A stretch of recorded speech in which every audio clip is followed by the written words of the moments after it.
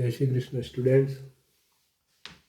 Accounts की class फिर से लास्ट जो टॉपिक रनिंग था वो था अकाउंटिंग इक्वेशन। थर्ड चैप्टर हम पढ़ रहे थे बुक्स ऑफ ओरिजिनल एंट्री।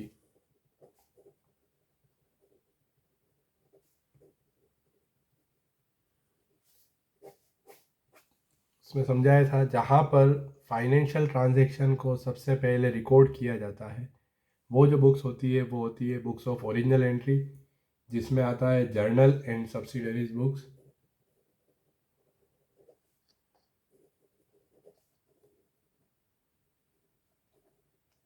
तो अगर बिजनेस स्मॉल स्केल पे किया जाता है तो वहाँ पर सिर्फ एक ही बुक जर्नल बुक मेंटेन करके उसी में सभी टाइप के ट्रांजैक्शन रिकॉर्ड कर लिए जाते हैं। लेकिन अगर लार्ज स्केल पर बिजनेस किया जाता है तो वहाँ पर एक बुक के सब डिवीज़न करके सब्सिडरी बुक्स बनाई जाती है। तो जर्नल एंड सब्सिडरी बुक्स ये कह सकते हैं अकाउंटिंग जो हमारी प्रोसेस है उसकी फर्स्ट स्टेज है। अगर हमको सबसे पहले रिकॉर्ड करना है तो जर्नल या सब्सिडरी बुक्स में रिकॉर्ड किया जाएगा। पर रिकॉर्ड करने से पहले हमें ये पता होना चाहिए कि जो ट्रांजैक्शन या यूँ कहें कि जो फाइनेंशियल ट्रांजैक्शंस, क्योंकि अगर कोई ट्रांजैक्शन फाइनेंशियल नहीं है तो उसको अकाउंटिंग में रिकॉर्ड नहीं किया जाता। तो जो फाइनेंशियल ट्रांजैक्शन हमारे फर्म में हमारी बिजनेस में हुआ उस ट्रांजैक्शन से कहाँ इफ़ेक्ट आया ये हमें जानना पहले ज़रूरी है। तो उसके लिए एक कंसेप्ट पढ़ाया था, dual aspect concept. Dual aspect concept जो कंसेप्ट है उसमें ये बताया गया था कि ड्यूअल आस्पेक्ट कंसेप्ट जितने भी फाइनेंशियल ट्रांजैक्शन हमारे बिजनेस में होते हैं उन सभी ट्रांजैक्शन से कम दो अकाउंट पर इफ़ेक्ट होता है।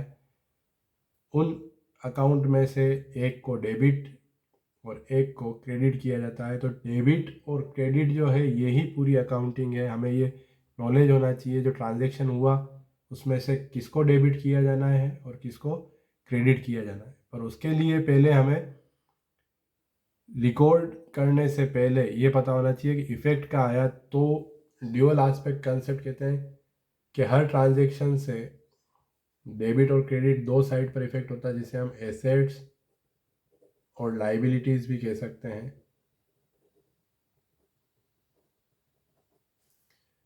तो assets is equal to liabilities. यहाँ पर ये प्रूव किया जाता है कि कोई भी ट्रांजैक्शन होगा तो उससे हमारे एसेट्स की जो टोटल है वो लाइबिलिटीज़ की टोटल से कभी अलग नहीं हो सकती। तो लाइबिलिटीज़ में दो होती है, कैपिटल इंटरनल लाइबिलिटी होती है प्लस अदर लाइबिलिटीज़। ये बेसिक अकाउंटिंग इक्वेशन है, assets is equal to capital plus liabilities. तो एसेट्स मतलब हमारे बिजनेस के जितने भी प्रॉपर्टीज़ हम कहें हमारे लैंग्वेज में, जैसे machineries, furnitures, stock, cash balance, bank balance, ये सब एसेट्स में आता है। उसी तरीके से लाइबिलिटीज़ में फर्स्ट लाइबिलिटी होती है कैपिटल। कैपिटल में कैपिटल जो लाइबिलिटी है ये लाइबिलिटी बिजनेस की लाइबिलिटी अपने ओनर ओनर के टुवार्ड्स होती है। जो ओनर होता है उसने बिजनेस में पैसा लगाया तो सेपरेट एंटिटी कंसेप्ट्स के अकॉर्डिंग, जो हमने सेपरेट एंटिटी कंसेप्ट पढ़ा था, तो ओनर और बिजनेस दोनों अलग अलग हैं। बिजनेस को एक अलग पर्सन मानना है, एक अलग एंटिटी मानना है।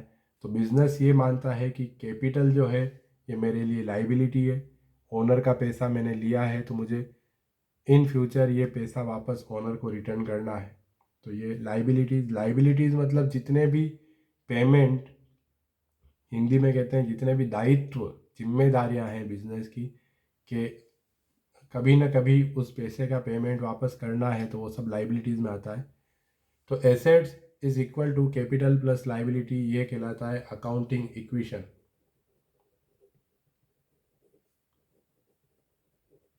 बेसिक अकाउंटिंग इक्वेशन है ये। तो इस इक्वेशन को अगर चेंज करें तो assets is equal to liabilities plus capital है, तो कभी कैपिटल अगर हमको फाइंड आउट करनी है तो capital is equal to assets minus liabilities हो जाएगा, क्योंकि assets is equal to capital plus liability है। कैपिटल तो लाइबिलिटीज़ इस साइड हम ट्रांसफ़र करेंगे तो माइनस हो जाएगी एसेट्स में से। और मान लो कभी हमें लाइबिलिटीज़ फाइंड आउट करनी है बिजनेस की, तो एसेट्स में से कैपिटल को लेस कर देंगे। तो ये हम इस तरीके से इस इक्वेशन से कभी भी एसेट्स, कैपिटल और लाइबिलिटीज़ फाइंड आउट कर सकते हैं बिजनेस की। तो अब ये प्रूफ किया जाना कि कैसे बिजनेस में ट्रांजैक्शन से एसेट्स और लाइबिलिटीज़ हमेशा सेम रहती है। एसेट्स में फिर मैंने जब वीडियोस भेजे थे उसमें समझाया था कि एसेट्स में भी अलग अलग टाइप की एसेट्स होती है, जैसे फिक्स्ड एसेट्स, ऐसी एसेट्स जो एक बार परचेज करी और एक से ज़्यादा सालों तक बिजनेस में बनी रहती है, उनमें पर्टिकुलर कोई चेंज नहीं होता, जैसे बिल्डिंग्स, लैंड, मशीनरीज, फर्नीचर। तो ये सालों साल बिजनेस में चलती है, तो ये सब जो एसेट्स हैं वो फिक्स्ड एसेट्स। और करेंट एसेट्स ऐसी एसेट्स बिजनेस की जो हर समय में, थोड़े समय में चेंज होती रहती है, उनको करेंट एसेट्स कहा जाता है। चालू संपत्तियां उनको कहते हैं, जैसे cash balance, bank balance, stock जो हमारे बिजनेस में है, जिस जिसका हम ट्रेड कर रहे हैं, वो गुड्स, उसकी जो क्वांटिटी होती है उसको स्टॉक कहा जाता है। तो ये हर थोड़े समय में, या यूँ कहें कि जब लार्ज स्केल बिजनेस होता है तो वहाँ कैश बैलेंस, बैंक बैलेंस तो हर मिनट में चेंज होता रहता है। तो ऐसी एसेट्स जो फिक्स्ड रहती है वो फिक्स्ड एसेट्स, और जो चेंज होती रहती है उन्हें करेंट एसेट। लाइबिलिटीज़ में इंटरनल लाइबिलिटी होती है कैपिटल, और जो लोग बाहर के लोग हमसे पैसा मांगते हैं, बिजनेस से पैसा मांगते हैं, जैसे क्रेडिटर्स, जो पर्सन्स, क्रेडिटर्स वो पर्सन्स होते हैं जिनसे हमने उधार पर माल ख़रीदा था, तो वो क्रेडिटर्स जो हमारी लाइबिलिटी है वो एक्सटर्नल लाइबिलिटी है।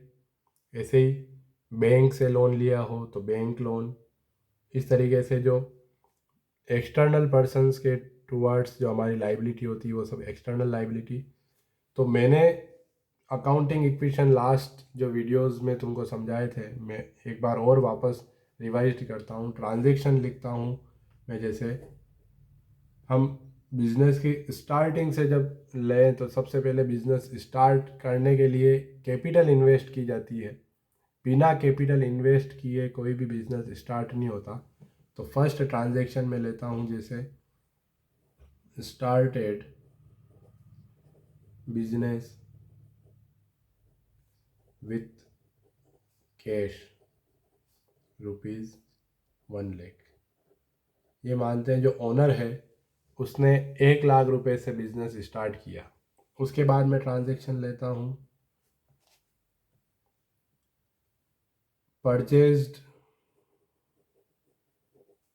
Goods on credit. क्रेडिट कहते हैं उधार पर जब गुड्स परचेज किया जाता है तो उसे कहते हैं परचेज गुड्स ऑन क्रेडिट। तो वो हमने 30,000 रुपीज़ का गुड्स परचेज किया। Third, purchased furniture for office use. हमारे बिजनेस में ऑफिस यूज़ के लिए हमने 10,000 का फर्नीचर परचेज किया। फिर सोल्ड गुड्स फॉर कैश ₹20,000। हमने जो गुड्स परचेज किया था 30,000 का, वो क्रेडिट पर परचेज किया था, पर उसमें से जब 20,000 का गुड्स हमने बेचा तो वो गुड्स हमने कैश में बेचा है। हर टाइप के ट्रांजैक्शन में इसमें ले रहा हूँ ताकि अकाउंटिंग इक्वेशन अच्छे से समझ में आए। इसके बाद फिफ्थ जो ट्रांजैक्शन में लेता हूँ, जिससे हमने 30,000 का गुड्स परचेज किया था, वो पर्सन जो हमसे पैसे मांगते हैं उनको क्रेडिटर्स कहा जाता है। तो paid total amount due to creditors. Creditors का जितना अमाउंट ड्यू था वो सब हमने टोटल अमाउंट पे कर दिया। तो ये जैसे ट्रांजैक्शन है, इन ट्रांजैक्शन से अगर हमको अकाउंटिंग इक्वेशन समझना है तो अकाउंटिंग इक्वेशन ये अकाउंटिंग की प्रोसेस नहीं है।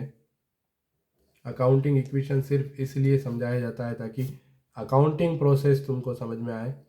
रिकॉर्ड करने के लिए ये ज़रूरी है कि तुम्हें पहले पता होना चाहिए कि हमारे बिजनेस में जो ट्रांजैक्शन होते हैं उससे इफ़ेक्ट हमारी कौन सी एसेट्स पे आता है, कौन सी लाइबिलिटीज़ पे आता है। तो अकाउंटिंग इक्वेशन जब भी बनाए हम तो एक कॉलम तो बनेगा ट्रांजैक्शन का, फिर एसेट्स और लाइबिलिटीज़ के दो कॉलम बनाने हैं। एसेट्स का थोड़ा बड़ा कॉलम हमको लेना है, ये तरीका सीखना बहुत ध्यान से। एसेट्स और एक लाइबिलिटी।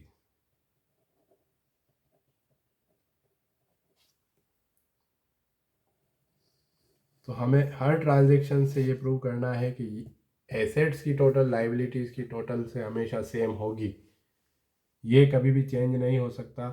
डेबिट और क्रेडिट जिन्हें एसेट्स और लाइबिलिटीज़ कहते हैं, इनकी टोटल अगर अलग आती है तो मतलब हमने कहीं अकाउंटिंग में मिस्टेक करी है अकाउंटिंग करने में। तो ये जो कॉलम है ये ट्रांजैक्शंस लिखेंगे हम इसमें। एसेट्स में जो कॉमन एसेट्स होती है वो लिखूँगा। तो सबसे कॉमन एसेट जो होती है कैश, जो सबसे ज़्यादा बिजनेस में यूज़ आता है। फिर एक में लिख लेता हूँ स्टॉक, जिसका ट्रेड किया जाता है। एक हम ले सकते हैं डेटर्स, कि जिन पर्सन को हम उधार माल बेचते हैं, जिनसे हम पैसा मांगते हैं वो पर्सन। डेटर्स और क्रेडिटर्स में बिल्कुल क्लियर कंसेप्ट रखना कि जिनसे हम पैसा मांगते हैं वो डेटर्स होते हैं, तो वो हमारी एसेट्स हो गई जिन लोगों से हम पैसा मांगते हैं। और जो लोग हमसे पैसा मांगते हैं उन्हें क्रेडिटर्स कहते हैं, तो वो हमारी लाइबिलिटीज़ होती है।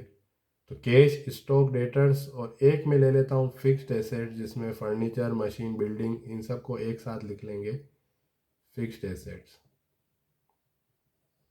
फिर उसकी टोटल।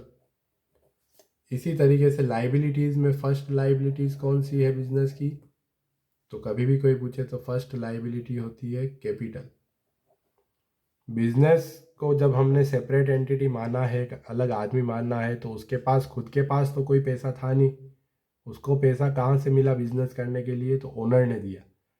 तो जब ऐसे कहें कि बिजनेस स्टार्ट हुआ, तो वो उस बिजनेस में, जैसे श्रीजी ट्रेडर्स हम मानते हैं उस बिजनेस का नाम है, उसने बिजनेस स्टार्ट किया तो उसके खुद के पास कोई पैसा नहीं, वो पैसा ओनर से लिया गया। तो बिजनेस के लिए तो ये लाइबिलिटी हो गई कि इस ओनर मेरे से इतने रुपए मांगता है, तो वो फर्स्ट लाइबिलिटी। इसके बाद दूसरी लाइबिलिटीज़ और होती है, बाकी फर्स्ट लाइबिलिटी तो यही होती है कैपिटल। एक्सटर्नल लाइबिलिटीज़ में मैं एक ले लेता हूँ क्रेडिटर्स। क्रेडिटर्स वो पर्सन जिनसे हमने उधार पर माल खरीदा था। और एक मैं अदर्स ले लेता हूँ, अदर्स लाइबिलिटीज़, और एक वापस इनकी टोटल। तो अब हमें जब अकाउंटिंग इक्वेशन बनाना है तो किस तरीके से अकाउंटिंग इक्वेशन बनता है वो समझना। यहाँ पूरा ट्रांजैक्शन लिखना ज़रूरी नहीं है क्योंकि हमारे पास इतनी जगह नहीं होती कॉपी में। ऊपर जो ट्रांजैक्शन है उनका नंबर डाल दिया जाता है। तो ट्रांजैक्शन नंबर 1, तो ट्रांजैक्शन नंबर 1 जब हम पढ़ें तो स्टार्टेड बिजनेस विथ कैश ₹1,00,000। तो जब 1,00,000 रुपए से बिजनेस स्टार्ट किया गया तो हमको देखना है कि जैसे ही 1,00,000 रुपए बिजनेस में इन्वेस्ट किए गए, तो यहाँ पर जब नॉर्मली शुरू शुरू में स्टूडेंट से पूछा जाता है कि जब कैपिटल इन्वेस्ट की गई तो पैसा आया या गया, कैश का इनफ्लो हुआ या आउटफ्लो हुआ, तो स्टूडेंट्स ये आंसर देते हैं कि कैश गया, जबकि कैश गया नहीं। हमको हमेशा अकाउंटिंग सही करनी है तो बिजनेस के पॉइंट ऑफ व्यू से सोचना है। हमें ओनर की अकाउंटिंग नहीं करनी है। जैसे मिस्टर एक्स जो है वो ओनर है, उसने बिजनेस स्टार्ट करने के लिए 1,00,000 रुपए इन्वेस्ट किए, तो मिस्टर एक्स के पास से तो पैसा गया, पर मिस्टर एक्स से हमको कोई लेना देना नहीं है क्योंकि अकाउंटिंग मिस्टर एक्स की नहीं हो रही है। उन्होंने जो बिज़नेस स्टार्ट किया उस बिज़नेस को हमने अलग पर्सन माना है, उसकी अकाउंटिंग की जा रही है। तो वहाँ पर कैश 1 लाख रुपए गया नहीं है बिजनेस में, 1 लाख रुपए कैश आया है। तो अभी स्टॉक का कोई लेना देना नहीं, डेटर्स कुछ नहीं है, फिक्स्ड एसेट्स कुछ नहीं है। तो जिस समय बिजनेस में कैश इन्वेस्ट किया गया कैपिटल, तो उस समय बिजनेस की जो टोटल एसेट्स हो गई वो 1 लाख। पर क्या ये पैसा बिजनेस का खुद का था? नहीं था। तो वो जो पैसा है वो किसी और से लिया है। किससे लिया? ओनर से। तो ओनर ने जो पैसा लगाया उसको कौन सी लाइबिलिटी कहते हैं? 1 लाख। तो मैं अगर तुम्हें किसी को 1 लाख रुपए दूं, तो ऑब्वियसली तुम्हारे पास 1 लाख रुपए आया, तो तुम्हारी एसेट्स जेब में तो 1 लाख रुपए हो गई, पर साथ ही साथ तुम्हारी लाइबिलिटी क्या हो गई कि सर को मुझे 1 लाख रुपए वापस कभी ना कभी देने। तो ऐसे ही बिजनेस में वो 1 लाख रुपए कैपिटल में लिख के देखेंगे तो इसकी टोटल टोटल जो है वो भी 1 लाख। तो बस ये हमको प्रूव करना है कि ये टोटल और ये टोटल कभी भी चेंज नहीं हो सकती। हर ट्रांजैक्शन लिखने के बाद एक तरीका होता है, न्यू इक्वेशन लिखा जाता है। इसको कहते हैं कि अब क्या बिजनेस की गणित है, हमारे अगर लैंग्वेज में कहें तो क्या पोजीशन है। तो बिजनेस की पोजीशन अब देखी जाए तो बिजनेस में 1 लाख रुपए कैश है आज की तारीख में। तो टोटल एसेट्स 1 लाख है, क्योंकि अभी कोई दूसरा ट्रांजैक्शन नहीं हुआ। ऐसे ही लाइबिलिटीज़ ऊपर से उतरेगी। कैपिटल 1 लाख है तो लाइबिलिटीज़ भी टोटल 1 लाख। ठीक है। इसके बाद यहाँ लिखा जाएगा ट्रांजैक्शन नंबर 2। ट्रांजैक्शन नंबर 2 में purchase goods on credit. Goods purchase किया, वो भी किस पे? क्रेडिट पे। तो अब हमें ध्यान से समझना है, क्रेडिट पर परचेज किया तो कैश पे कोई इफेक्ट आया क्या? कैश तो गया नहीं। अगर कैश होता तो यहाँ लिखा होता परचेज गुड्स ऑन कैश। तो हमने कैश नहीं दिया उस पार्टी से, क्रेडिट पर परचेज किया, तो कैश में तो आ जाएगा डैश, क्योंकि कोई भी इफेक्ट नहीं आया। पर आगे देखें स्टॉक। तो स्टॉक जो हमारी एसेट्स है, जो गुड्स की क्वांटिटी हमारे पास होती है उसको स्टॉक कहा जाता है। गुड्स और स्टॉक में ये डिफरेंस होता है। जो आइटम का हम ट्रेड कर रहे हैं वो आइटम गुड्स कहलाता है, पर उसकी जो क्वांटिटी होती है वो स्टॉक होता है। तो स्टॉक ज़रूर इंक्रीज हुआ है। कितने का? 30,000 का। तो स्टॉक में आ जाएंगे 30,000। डेटर्स। तो डेटर्स तो वो पर्सन होते हैं जिनको हमने माल बेचा, पर अभी तो हमने परचेज किया, यहाँ भी डैश। फिक्स्ड एसेट्स पर अभी कोई इफेक्ट नहीं है। तो सेकंड ट्रांजैक्शन से हमारी जो एसेट्स की टोटल है उसमें 30,000 रुपये और बढ़ गए, कि हमारे पास 30,000 रुपये का गुड्स आ गया। कैपिटल पर कोई फ़र्क नहीं पड़ा, क्योंकि हमने हमारा बिजनेस का और ओनर के बीच में कोई ट्रांजैक्शन नहीं हुआ है, तो यहाँ डैश। क्रेडिटर्स पर इफेक्ट आएगा कि जब हमने 30,000 रुपये का गुड्स परचेज किया और उसके पैसे उस पर्सन को नहीं दिए, तो वो 30,000 रुपये किस में जाएंगे? क्रेडिटर्स में। कि हमारी लाइबिलिटी बढ़ गई कि 30,000 रुपये और हमसे दूसरे लोग मांगने लग गए। तो जिस तरीके से हमारी एसेट्स 30,000 से बढ़ी क्योंकि हमारे पास स्टॉक इंक्रीज़ हुआ था, तो उसी प्रकार से हमारी लाइबिलिटीज़ भी 30,000 से इंक्रीज़ हुई। अगर हम कैश में पेमेंट कर देते तो हमारी लाइबिलिटी इंक्रीज़ नहीं होती। अब इसके बाद अगर हम न्यू इक्वेशन बनाएं तो समझना न्यू इक्वेशन में कि जब 1 लाख रुपए कैश था, हमने पेमेंट नहीं किया, तो ये यूं का यूं उतरेगा। 1 लाख रुपए कैश आज भी है क्योंकि कैश पर कोई इफेक्ट नहीं है। पर स्टॉक 30,000 से इंक्रीज हो गया, तो 1 लाख से 1 लाख कैश हो गया, 30,000 स्टॉक, डेटर्स कुछ नहीं है, फिक्स एसेट। हमारी टोटल एसेट्स जो हो गई वो हो गई 1,30,000, जिसमें 1 लाख रुपए तो कैश और स्टॉक 30,000। हम कह सकते हैं हमारे पास 1,30,000 रुपये की टोटल एसेट्स है आज की तारीख में। अब जब कैपिटल पर कोई इफेक्ट नहीं आया था तो कैपिटल वो की वो 1 लाख, ये इंटरनल लाइबिलिटी। लेकिन एक्सटर्नल लाइबिलिटी हमारी बढ़ गई, 30,000 रुपये दूसरे लोग हमसे मांगने लग गए जिनसे हमने उधार माल खरीदा था। तो लाइबिलिटीज़ की टोटल भी कितनी हो गई? 1,30,000। तो देखो टोटल 130 इधर है और 1,30,000 इधर है। ये जो ट्रांजैक्शन नंबर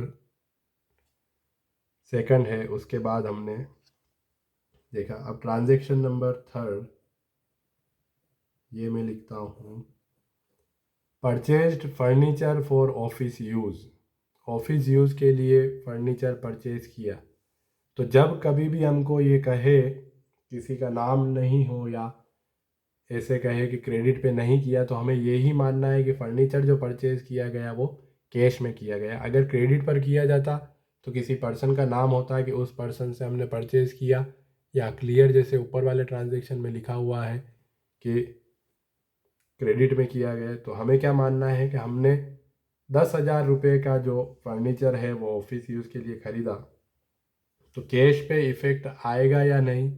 तो अब कैश पे ज़रूर इफ़ेक्ट आएगा कि 10,000 का फर्नीचर ख़रीदा तो कैश हमारा 10,000 चला गया। स्टॉक पे इफ़ेक्ट नहीं आएगा, ये मैंने पहले भी तुमको समझाया। स्टॉक और एसेट्स दोनों में डिफरेंस है। फिक्स्ड एसेट, स्टॉक तो वो जो गुड्स की क्वांटिटी होती है, फर्नीचर हम ऑफिस यूज़ के लिए खरीद रहे हैं, न कि उसको वापस बेचने के लिए। तो रीसेल करने के लिए जो गुड्स, जो आइटम्स परचेज किए जाते हैं वो स्टॉक होता है। तो स्टॉक पे कोई इफेक्ट नहीं आएगा, डेटर्स पे कोई इफेक्ट नहीं। फिक्स्ड एसेट्स हमारी बढ़ गई, कितने से? 10,000 से। तो देखो क्या हुआ, 10,000 कैश चला गया और 10,000 का फर्नीचर आया, तो हमारी एसेट्स पे कोई फ़र्क नहीं आया टोटल, बस कैश गया और फर्नीचर आ गया। तो यहाँ पर डैश लिखा जाएगा, इस ट्रांजैक्शन से हमारी टोटल पर कोई फ़र्क नहीं आया, नई कोई लाइबिलिटी है हमारी, क्योंकि जिससे फर्नीचर परचेज किया उसका पैसा हमने पे कर दिया। तो इसके बाद जो अब न्यू इक्वेशन बनेगा,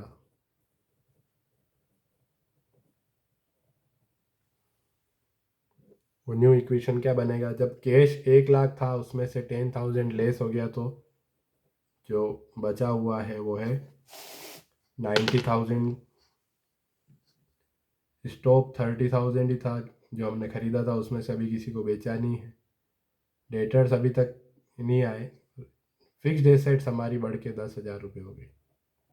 तो देखो, 90,000 कैश, 30,000 का स्टॉक और 10,000 फिक्स्ड एसेट्स, तो टोटल 130 की 130 है। ये समझो कि कैश फर्नीचर में चेंज हो गया, कोई फ़र्क थोड़ी पड़ा उससे। तो अकाउंटिंग इक्वेशन का प्रॉपर जो तरीका होता है वो होता है, इस तरफ से भी हमारी टोटल मिलनी चाहिए 130, यहाँ कुछ नहीं है तो 130, और इस तरफ से भी हम चले तो 1,30,000। लाइबिलिटीज़ में से जो चेंज नहीं हुई वो यूँ की यूँ उतरेगी ऊपर से। कैपिटल 1,00,000 की 1,00,000, क्रेडिटर्स 30,000, अदर लाइबिलिटी नहीं थी तो 1,30,000।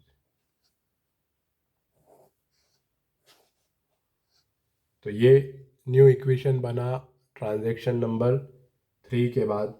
अब ट्रांजैक्शन नंबर 4, तो ट्रांजैक्शन नंबर 4 में उसने कहा है सोल्ड गुड्स फॉर कैश ₹20,000। हमने गुड्स सेल किया किसमें? कैश में। तो अब कैश पे वापस इफेक्ट आएगा। जब हम गुड्स सेल करते हैं तो हमारे पास कैश आता है, तो कैश में प्लस हो जाएंगे 20,000, और गुड्स गया है तो स्टॉक कम होगा, तो यहाँ हो जाएंगे -20,000। तो जैसे ऊपर वाला था उसी तरीके से है, स्टॉक गया कैश आया, तो स्टॉक कम कैश बढ़ा, तो टोटल पे कोई फ़र्क नहीं आया। इसी तरीके से लाइबिलिटीज़ पे भी कोई इफ़ेक्ट नहीं आएगा। तो अब अगर हम देखें न्यू इक्वेशन,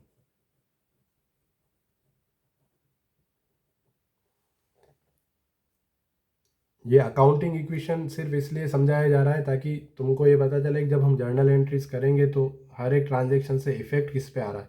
तो न्यू इक्वेशन जब देखना है, 90 + 20 हो गया तो कैश हो गया 1,10,000, स्टॉक कम होके 10,000 रह गया, फिक्स्ड एसेट्स 10,000 का फर्नीचर था, और टोटल देखें तो 1,30,000।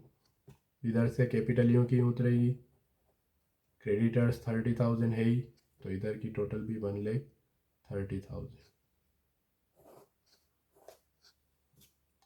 फिर ट्रांजैक्शन, लास्ट ट्रांजैक्शन में लेता हूँ। कोई भी ट्रांजैक्शन तुम मन से बनाकर भी इसकी प्रैक्टिस कर सकते हो कि ये ट्रांजैक्शन होगा तो क्या आएगा। तो ट्रांजैक्शन नंबर जो 5th है, ट्रांजैक्शन नंबर 5, वो देखना है। Paid total amount due to creditors को जितना भी अमाउंट ड्यू था वो हमने पे किया, तो कैश हमारे यहाँ से गया, तो वहाँ हम पहले देखेंगे क्रेडिटर्स कितने रुपए मांगते थे हमसे, 30,000 का गुड्स परचेज किया था, तो कैश में से तो लेस होगा -30,000। स्टॉक पे कोई इफेक्ट नहीं आया, डेटर्स पे कुछ नहीं आया, फिक्स्ड एसेट्स कुछ नहीं। तो ये जो ट्रांजेक्शन हुआ इससे हमारी एसेट्स कम हो गई। 30,000 रुपये कैश गया, तो अब हमारे 1,30,000 रुपये नहीं रहे, 30,000 चले गए। तो लाइबिलिटीज़ पे कोई इफेक्ट नहीं है क्योंकि ये इंटरनल लाइबिलिटी थी। एक्सटर्नल लाइबिलिटी जो थी 30,000, जो हम ये मान रहे थे कि लोग बाग हमसे 30,000 रुपये मांगते हैं, वो अब ख़त्म हो गए, तो वहाँ से वो लेस हो जाएगा। तो लाइबिलिटीज़ पे भी 30,000 का इफेक्ट आया। अब लास्ट जो न्यू इक्वेशन बनेगा, न्यू इक्वेशन 1,10,000 में से 30,000 कैश गया तो बचेगा 80,000, स्टॉक 10,000 का 10,000, फिक्स्ड एसेट्स 10,000। तो हमारी जो टोटल एसेट्स है वो कम होके 1,00,000 हो गई। कैपिटल 1,00,000 है, लाइबिलिटीज़ ख़त्म हो गई, यहाँ 0 हो गया, तो लाइबिलिटीज़ भी टोटल 1,00,000 हो गई। तो ये अकाउंटिंग इक्वेशन से हमने प्रूव किया कि ड्यूअल एस्पेक्ट कंसेप्ट जो है अकाउंटिंग का, वो ये कहता है कि हर ट्रांजेक्शन से कम 2 जगह इफ़ेक्ट होता है, वो भले एसेट्स पे हो या लाइबिलिटीज़ पे हो, लेकिन इस इफ़ेक्ट से कभी भी एसेट्स और लाइबिलिटीज़ की टोटल जो है वो अनइक्वल नहीं होगी, वो हमेशा इक्वल रहती है। डेबिट और क्रेडिट की टोटल हमेशा सेम रहती है। तो आगे जब हमको जर्नल एंट्रीज सीखनी है तो उसके लिए पहले अपने को टाइप्स ऑफ अकाउंट्स सीखना होगा। जो हम अभी ये लिख रहे हैं, स्टॉक पे, कैश पे इफेक्ट आ रहा है, डेटर्स पे इफेक्ट आ रहा है, कभी कैपिटल पे इफेक्ट आ रहा है, तो इन सबको अकाउंट के रूप में लिखा जाता है, जैसे कैश अकाउंट, स्टॉक अकाउंट। तो स्टॉक जो होते हैं उससे रिलेटेड 4 अकाउंट होते हैं, जैसे purchase, sales, purchase return, sales return. फिर कैपिटल अकाउंट, कोई क्रेडिटर्स हैं तो क्रेडिटर्स का अकाउंट, फर्नीचर है तो फर्नीचर अकाउंट। तो वहाँ पर हमें आगे ये पढ़ना है, जैसे अकाउंटिंग इक्वेशन समझ में आता है तो इसके बाद ये पढ़ना है कि कौन कौन से अकाउंट्स होते हैं, कितने टाइप के अकाउंट्स होते हैं, उनको कहते हैं golden rules of accounting. 3 golden rules of accounting है, वो हमें पढ़ने हैं, ताकि हमको आगे फिर वो कंसेप्ट आएगा कि उन अकाउंट्स में से किसको डेबिट किया जाए और किसको क्रेडिट किया जाए।